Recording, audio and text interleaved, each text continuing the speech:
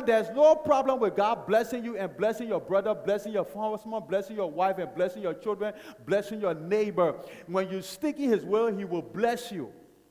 But the reason why sometimes when God blesses the other person, envy and undermining and jealousy set in, because it's like we ourselves, beloved, when you are in purpose and God's will, you don't need to stress yourself or stretch up and down or do anything. He will definitely, when it comes to blessing. Hello. So the reason why Esau is forcing it out of his father's hands, because he's not in God's will. Hello. Blessing is good, and that's why everybody wants to be blessed. But sometimes what you call your blessing can be your burden and bondage. When God blessed Saul to be king of Israel, he wasn't pleased. Oh my God, I wonder if people are hearing me. God called Saul to bless him as king of Israel, but God not pleased. Then, where are we? What did I say? God, I don't want any blessing that you are not pleased about. Should that be your prayer? How you will call someone to blessing, and that's why sometimes we do our leaders. So now all the leaders God chooses, even over the nation. You think that God pleased with them? And that's what we always say, and God choose leader for discipline, for this year. When God chose Nebuchadnezzar, it was to punish Israel. And afterward, God said, I will destroy you. Hello. So, since God is not pleased to bless Saul, any attempt by Saul to walk out of order, the blessing is reversed. It was man who had chosen Saul and not God. Why God is not pleased to bless Saul? Because that man chose Saul. God had been leading them through judges and prophets. And then they came to Samuel. They said, Samuel, you know what? We want leader to be like other nations. We want a king who will go before us. And Samuel is grieved. And then he tells God, God said, Lord, they have not rejected you. They have rejected me. So you know what? Choose Saul. But the thing Saul will do to them, it will not be easy.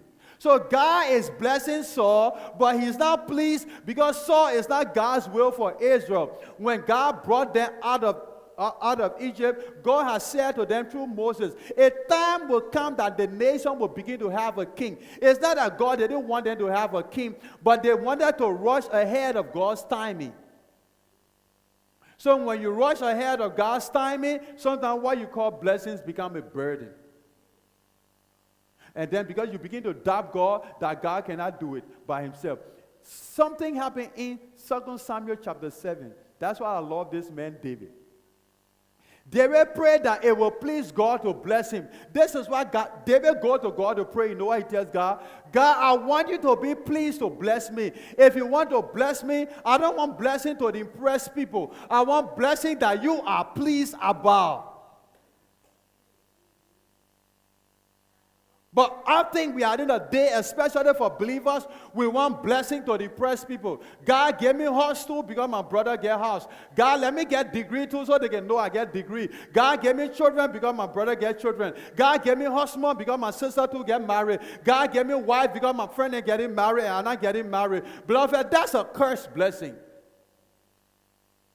It's like forcing something out of your father's hand, even though he knows you need it, but when it's not the time for you, you're still forcing it. So sometimes he let you to have it. He said, let them go and experience by themselves. And instead of that thing becoming a blessing like the prodigal son, he ended up eating in pig pen.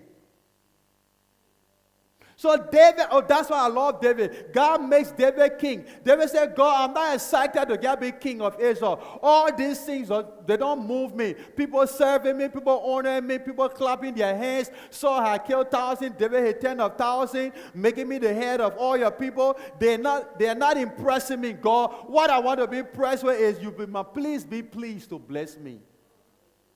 I don't want to end up like Saul. I don't want to have blessings that you are not pleased about. And every day you're telling the prophet, I get jammed with that one day.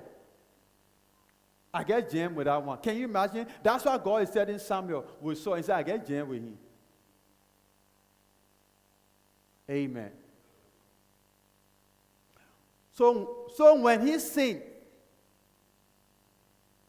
he will be punished, but the Lord will establish his kingdom forever. But see, God, please don't bless me until you are please. I wanted to say please. I don't want to hear a word about blessing me until you are pleased to do so. I don't want a blessing because I saw my neighbors and friends being blessed. Such a blessing could only become a trap to my destruction. Bless me, Lord, because you have a purpose in mind for me to fulfill. The mandate of a blessing. The reason why when God blesses, because every blessing carries a mandate. Hello? There's a mandate for every blessing upon honor which a mandate for every blessing you operate on. Most time we want the blessing, but we forget and ignore the mandate. When God blessed Abraham, the mandate was for him to be a blessing. I'm blessing you so that you can be a blessing. Every blessing carries a mandate. But most times we want the blessing and forget about the mandate, and that's where we step out of purpose. So when God chose Saul and blessed him as king of Israel out of convenience, the mandate was to destroy the Amalekites completely. God said, I'm sending you. This is Israel's greatest enemy. So you know what I want you to do? I want you to destroy them completely, including the king. But what? Because he doesn't understand the mandate of that blessing, he took it for granted. They forced it out of God's hand. When he goes to destroy the Amalekites, what does he do? He destroyed the things of low quality. Then he saved the king's life. He brought the richest material of the particular kingdom he just going to destroy. God said, destroy everything. He brought the good sheep, the good cow, the good goat, the water clothing, and then he spared the king's life. And then he comes to make sacrifice. Then when Samuel comes, and Samuel asks him, what is that I heard? He said, oh, I brought these sheep and the goat to make sacrifices to God. It's when in 1 Samuel chapter 15, Samuel will say to him, disobedience is as the sin of witchcraft. He said, to hearken is better than the fast of rent. To listen is better than these sacrifices. God is not interested in these sacrifices. You don't even know what is coming. The mandate for the blessing was go and destroy these people. And many years later, when you go in the book of Esther, there's a man they call Haman. And Esther, the book of Esther describes him as the enemy of the Jews. He's a great-grandson of this king. He comes from the descendant of this king, King Agag.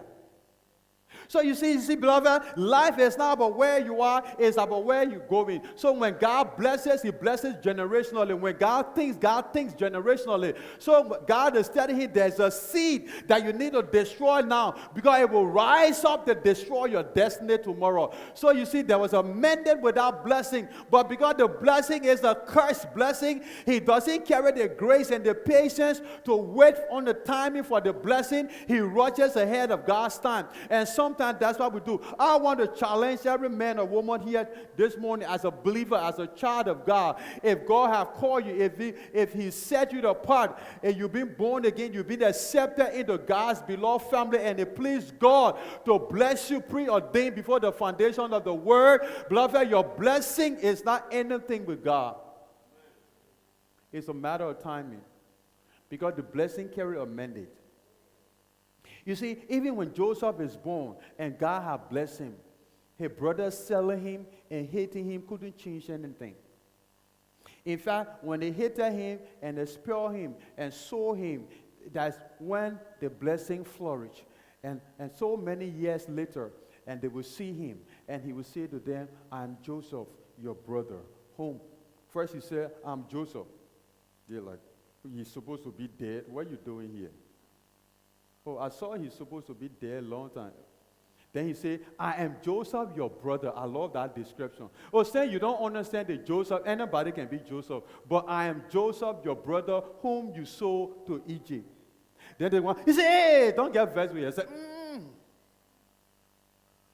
way back, you meant it for evil, but God saw famine coming. God saw destruction coming, and he set me apart. Beloved, when God blesses you, it's not for you. Stop asking God to bless you the way you want. Stop asking God to bless the things you are part of, and ask God, what is it that you are blessed and you want me to be the part of? Most times, that's why it's not working. We start our own thing, and we want God to bless it. Bless me, Lord. Bless me, Lord. It doesn't work like that. When you find out the thing that God have blessed and attach yourself to it, God will bless you, because God is blessing personal fire. You don't have to ask him. That's why he will tell Jacob, leave from the place you are and come to the place you met me, I will bless you. The place I hang around, the place my presence is, when you hang around without blessing, you will be blessed. When you hang around my presence, blessing is upon you. So so it's not the physical things, it's not the environment on the outside. So Joseph tells them, this blessing